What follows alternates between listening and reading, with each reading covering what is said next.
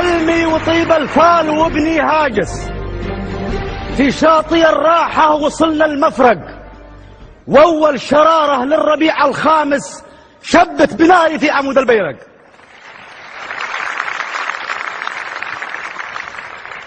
مساكم الله بالخير الجميع، الجمهور الحاضرين معنا في المسرح، ضيوف الشرف الكرام، أساتذتي أعضاء لجنة التحكيم. في البداية تحية إكبار لهيئة أبو ظبي للثقافة والتراث ممثلة بالأستاذ محمد خلف المزروعي.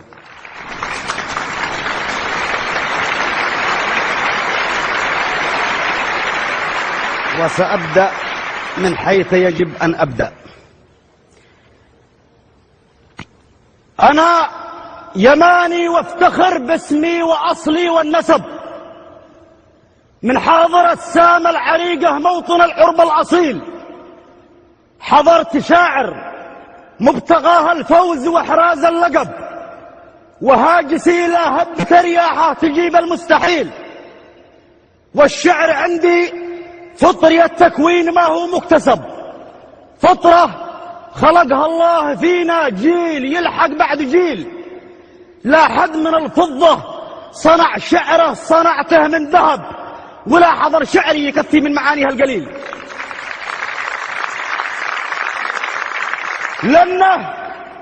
لأنه إلى روح الأصالة ينتمي أما وأب، وارض اليمن روحه وإحساسه وحبه ميل أرضا كصاها الله بازهار الثقافة والأدب، ومن نسايمها ربيع الشعر يرشف سلسبيل، تروي تفاصيل الطبيعة للنواظر عن كثب، صورة لأجمل وجه أبدع صنعها الرب الجليل، تتشكل أعشاب الروابي حول عينيها هدب، والورد بغصانه يداعب حمرة الخد الأسيل، والحقل يرسم من غصون البن وأوراق العنب لوحة بها الفلاح وإصراره يعانق للنخيل، كأنها في مجمع البحرين بسمة للعجب، والبحر يحضنها كما يحضن على الصدر الخليل.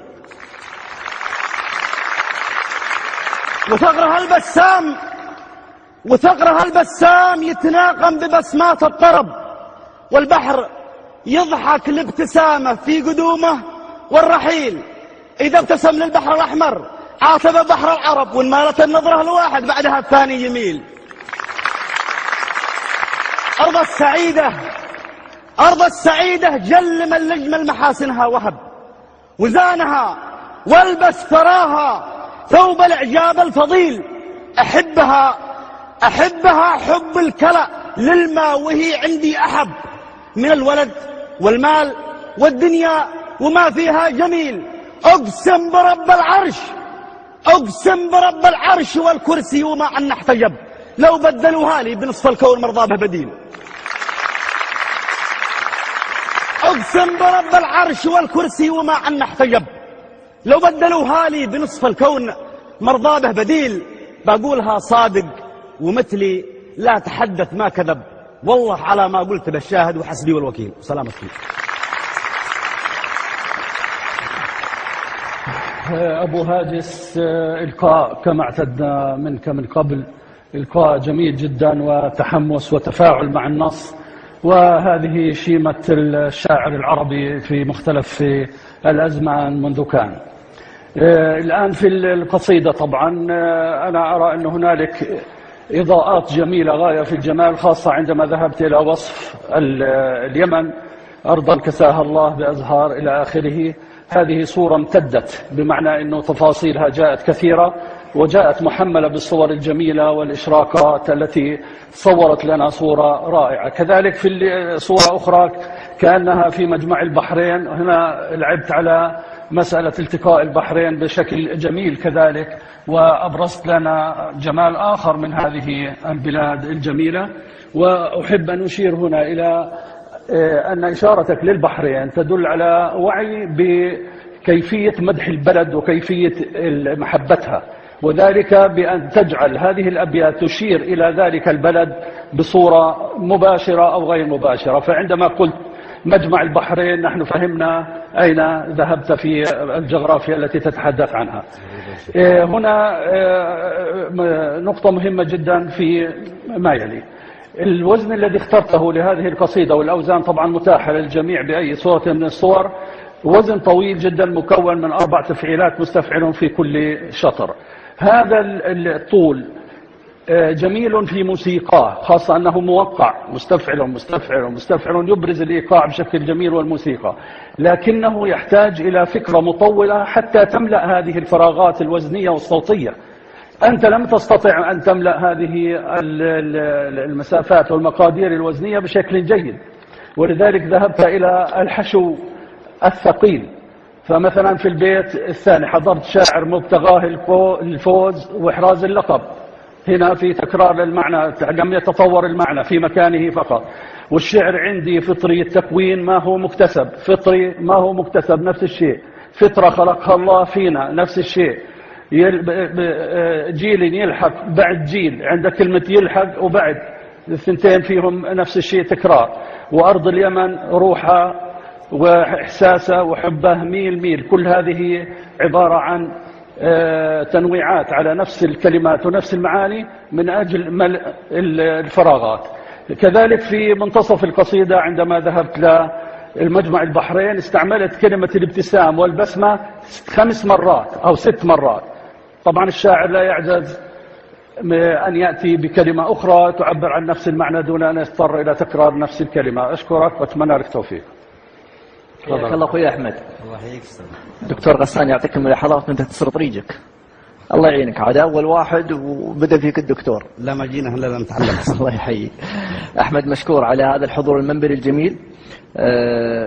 نص أنا أقدر أقول أن أشبه بطاقة تعريفية من وجهة نظري الشخصية، تعرفت فيه عن بنفسك وببلدك والنعم فيك وبلدك، لكن مثل هذا النص التعريفي أعتقد أن أنت الآن وصلت لمرحلة الناس تابعك من خلال الجولات أيضا، كنت أتمنى لو قدمت نص فيه تجربة شخصية لك أنت، أو نص يحمل قضية معينة بتكون أجمل. ليش؟ لأن مثل هذه المواضيع وايد يتطرقوا لها، وإذا الشاعر ما سبق القصيدة بصورة جيدة سيقع في فخ التكرار لكثير من الأفكار والصور الشعرية الموجودة.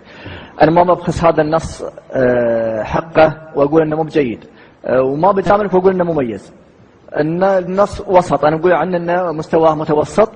الملفت للنظر فيه أن فيه خصوصية هوية، وخصوصية في خصوصية مكانية متميزة. يعني أنت تحدثت عن مظاهر، اللي يقرأ القصيدة بيعرف أنك تتحدث عن اليمن، البن، البحر الأحمر وبحر العرب، التقارب بينهم، يعني وقوع اليمن على هذه الحدود، أرض السعيدة، أرض اليمن السعيدة، وهذا شيء جميل في مثل هذه القصائد.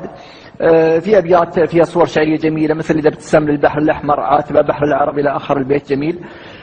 عندي ملاحظة على البيت تقول فيه: أقسم برب العرش والكرسي ومع أنه احتجب لو بدلوها لي بنصف الكون ما أرضى بديل. أنا كنت أتمنى لو ما حددت بالكم أو المقياس بنصف الكون، لأنه بيعطي أيضا احتمالية. طيب لو أعطاك الكون كله، عرفت كيف؟ يعني لو قلت الكون كله بيكون أفضل وأبلغ في التعبير عن مدى هذا الغلاء اللي تكن وضنك. أنا أحييك على هذا الحضور المنبري الجميل مرة أخرى، أتمنى لك كل التوفيق. الله يوفقك يا أبو علي. الله يحييك. شكرا أبو عاجز، قواك الله. الله يقويك يا أبو خالد. أول شيء قبل القصيدة والتحليل والنقد، إيش قصة الزير؟ أنا وصلت لي معلومة الزير دائما أسمعها. والله هذا عاد الشباب، الأستاذ بدرس فوق الله يهديه. بدرس فوق.